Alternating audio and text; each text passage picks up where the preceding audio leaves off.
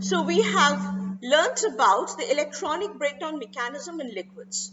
Now let us look at the other theories which are more suitable for explaining how breakdown happens in commercial liquids when they are in use in the field. The first theory that we will talk about is the suspended solid particle mechanism. As I have already mentioned, when you have a liquid dielectric, it fills up the space that is available to it, and it also means that it can collect dirt, debris from the surrounding regions, from the surrounding parts, and they will come to rest in the they will become suspended in the liquid. So the liquid will probably have quite a large number of solid impurities which are present in as suspended or as dispersed particles. This could be metallic particles or any solid particles, or they could also be fibers from neighboring areas. Now, what happens when you have these solid particles or fibers dispersed within the volume of the liquid?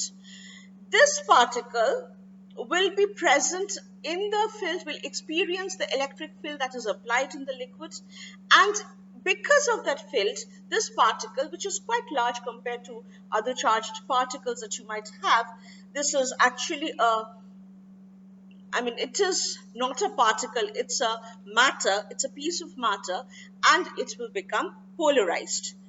So when it becomes polarized, it experiences a force, and the force that it experiences can be obtained as this expression Fe, that's electrical force, equal to epsilon liquid, that is the dielectric constant of the liquid material, r to the power 3, r being the radius of the particle. We are assuming spherical particles here. Even if they are fibers, we will assume that it is a spherical fiber that we are talking about as a first approximation. Epsilon minus epsilon liquid divided by epsilon plus twice epsilon liquid. These epsilons, this epsilon liquid is the real dielectric constant of the liquid, and epsilon is the dielectric constant of the impurity or the fiber. This thing multiplied by capital E, which is your applied electric field, into grad E. Now, if you look at this expression, what we find is that the force that the particle will experience depends on various factors. It depends upon the relative dielectric constants of the particle and the liquid. It depends upon the size of the particle. It also depends upon the applied electric field. None of these we can control. Interestingly, the force will also depend upon the gradient of E, which means that the force will be higher where the gradient is higher, that is in a non-uniform field. So a particle which is present in the non-uniform field region will experience greater force, and it will tend to move into the region of zero gradient, which is it will tend to move to that part of the liquid which experiences less gradient or which sees a more uniform field. So basically particles will be dragged because of the polarization, because of the electrostatic force on the polarized particle. The particles will tend to be dragged into the uniform field region where the gradient will be zero. However, once the particle reaches this uniform region, let's say the permittivity of the particle is higher than the permittivity of the liquid. What this means is that there will now be a flux concentration on the surface of the particle. So there will be a large density of flux lines coming out of the surface of the particle. The tendency of this would be, the effect of this would be to drag other particles to this region. So other particles will be attracted into the region of higher field concentration. So the situation is such that first one or two particles will be dragged into the uniform field region, and there will be an enhancement of flux concentration in the uniform field region, which means the uniform field region will cease to see a uniform field, and because of the high flux concentration in that region, other particles from the rest of the liquid will tend to be attracted to this high field region. And ultimately, what might happen is these other particles will tend to be aligned head to tail from this uniform field region. They will be aligned head to tail to form a bridge across the gap. So this is basically what I'm talking about. Let me try and draw this.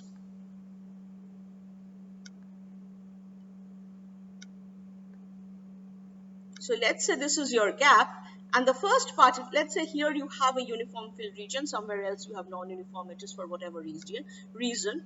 So the first particle will tend to come and occupy the uniform field region. As a result, there will be a flux concentration in the vicinity of this particle. So originally it was a uniform field region, it will cease to be a uniform field region.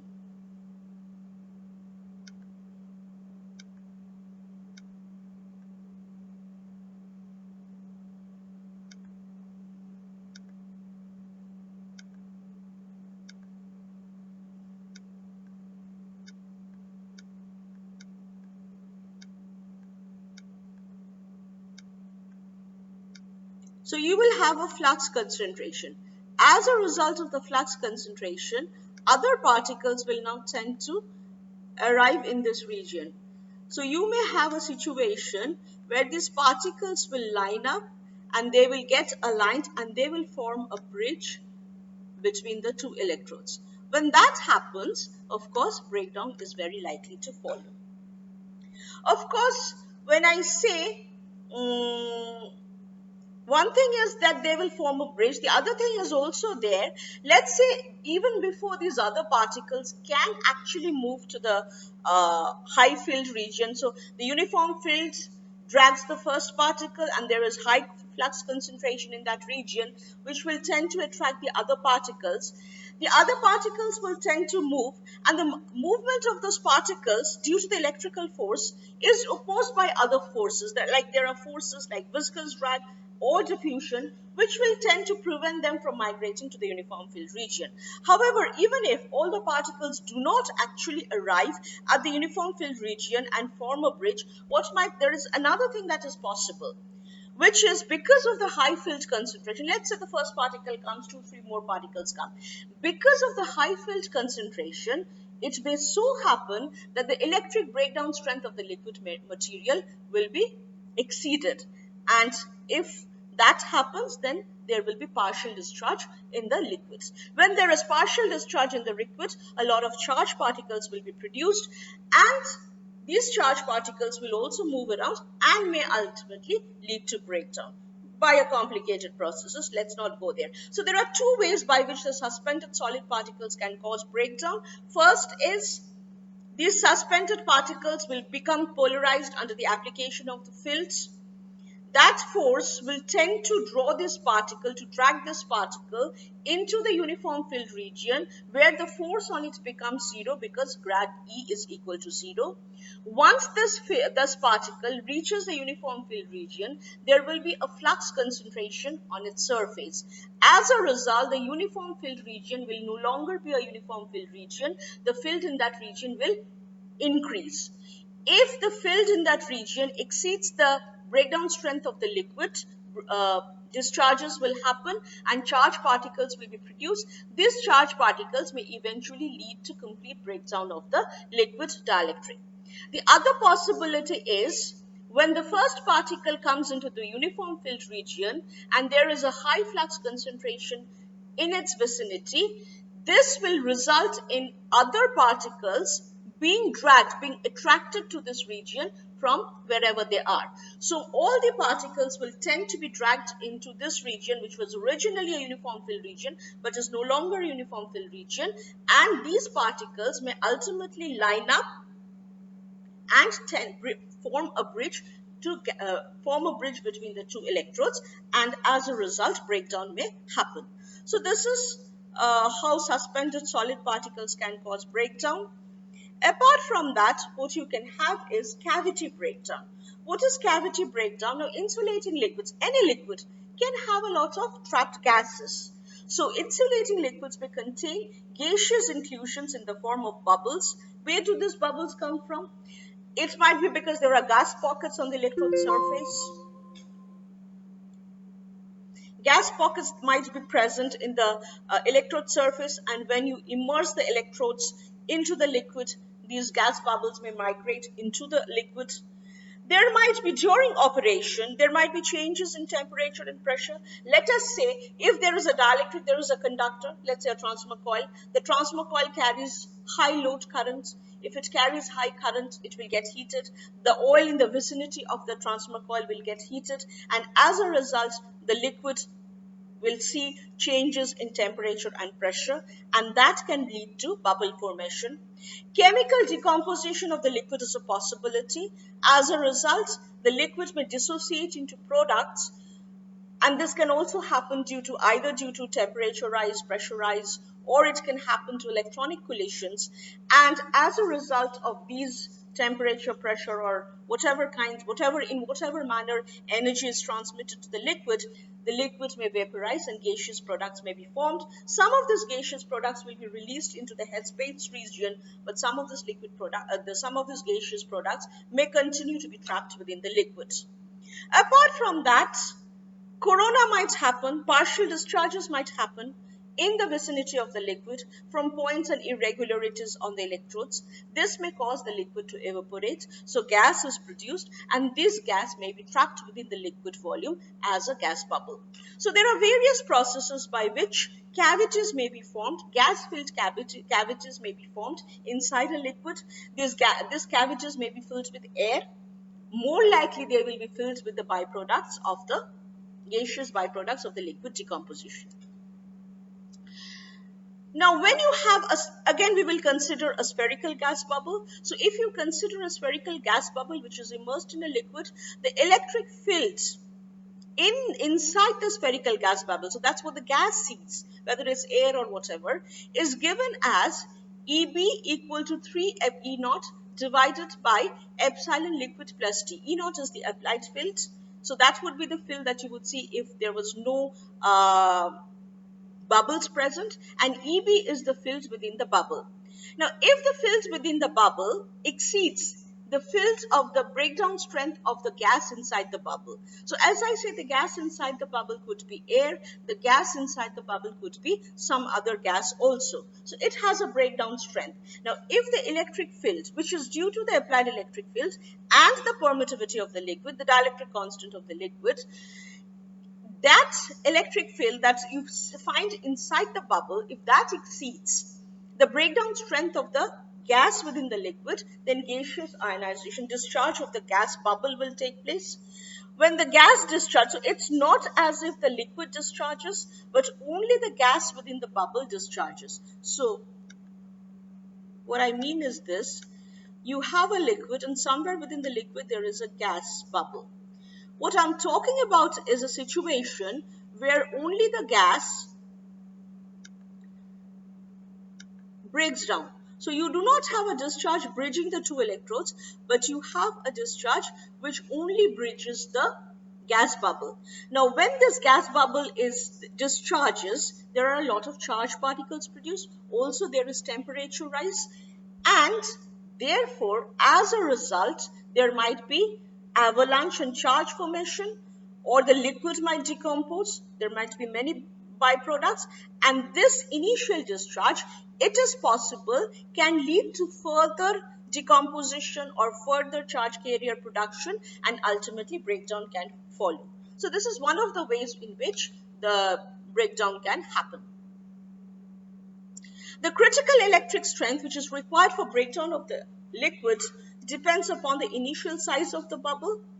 Remember, that is also dependent on the temperature and the pressure of the liquids. Commercial insulated liquids cannot readily be highly purified, so the breakdown strength depends on the nature of impurities present. So as I have mentioned, every insulating liquid does have a breakdown strength, and that breakdown strength is governed by the property of the liquid, but that is only when electronic breakdown or intrinsic breakdown happens, streamer breakdown happens. But most of the time that is not going to happen, because those are properties of the material, and those come into play only when you have a very pure material. Liquids are very easily polluted, and you would hardly ever have a pure liquid in a very pure form. Not only that, if you take the case of the transformer oil, as time progresses, the the amount of impurity increases, the types of impurities increases. So it is unlikely that you will be working with pure liquids. And so when you're concerned about the breakdown of the liquid, it is very difficult to predict what will happen at what temperature, what will happen, when will happen, and what exactly happened, because it is dependent on so many random factors. Most likely it is the nature of the impurities and these kind of various complex processes that I have given you as patterning of suspended particles or cavities which lead to breakdown. And therefore, that is why I started this topic saying that there is really no comprehensive way to say, okay, this is what is going to happen in the liquid. What happens in the liquid is subject to very many random and external conditions. Before I finish, there is an interesting phenomenon that I would like to discuss, and that is called electroconvection. Now, as you understand, there are various processes by which there would be charge generation inside a liquid. So there could be small discharges happening, and those small discharges can lead to space charge formation in a particular vicinity. There might be temperature fluctuation, pressure fluctuation, there might be vaporization, chemical decomposition. So there are very many processes by which there might be space charge accumulation, space charge formation, and accumulation in a certain region in the liquids. Now, when that happens, these charged particles will experience electric force from the applied field, and they will interact with each other. And this interaction between the electric field, applied electric field, and the space charge will give rise to eddy motion of the liquid. So there are these charged particles in the liquids. The liquid also has some amount of movement because it's a liquid. But apart from that, let's say you have charged particles, and these charged particles experience electric force because of the applied electric field. As a result, they will tend to move in the direction in which it is attracted, move in the direction of the electric field, or unlike charges, move away. So these charges will tend to move. These charges will experience forces and will tend to move, and when these charges move, they will cause the liquid also to have an eddy motion. So whenever conduction in a fluid is accompanied by significant space charge formation, convection motion is very likely to occur. And this is because of the interaction between electric field and the space charge, which gives rise to forces creating an eddy motion of the liquid. When the ratio of the space charge field to the applied field reaches a large enough value, a critical voltage will develop across the space charge layer. And electroconvection may ultimately lead to breakdown, or it may not. It may just help in redistributing the charges and stop. But even after redistribution of the charges, you still have a lot of space charge production. Then those space charges will not remain located in a single region. Due to convection, they will go around and may ultimately lead to breakdown. Before we finish, let us look at a few liquid dielectrics and their permittivities. Methanol has a relative permittivity of 33.5, ethanol 25, nitrobenzene 35.5, propylene carbonate 69, etc., etc. So you have a wide variation in the permittivities or dielectric constants that we are talking about. Transformer oil has a permittivity which is pretty low, which is around 2.3. Remember that sometimes we use water in a purified form. Very high solution of water is used as an insulator, especially in pulsed power technology.